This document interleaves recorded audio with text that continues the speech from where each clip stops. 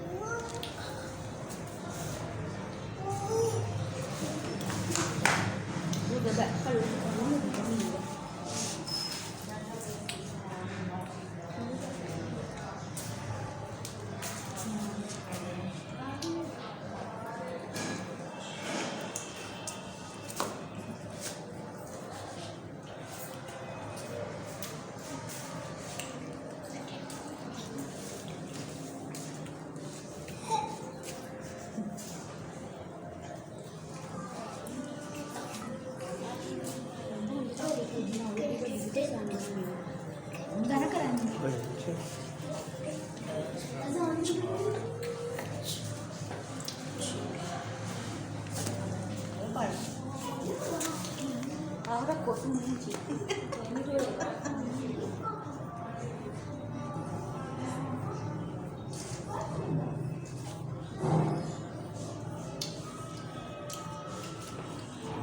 पापा दिखाया नहीं यार एक एक दाना काट के खांदी काट के तो रख दो उधर तो ये टाइम रख लगता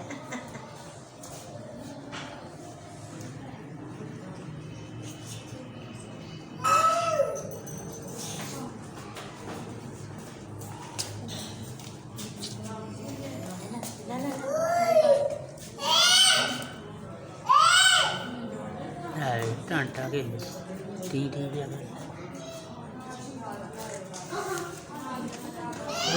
उधर होते उन्होंने नाल मुक्के जा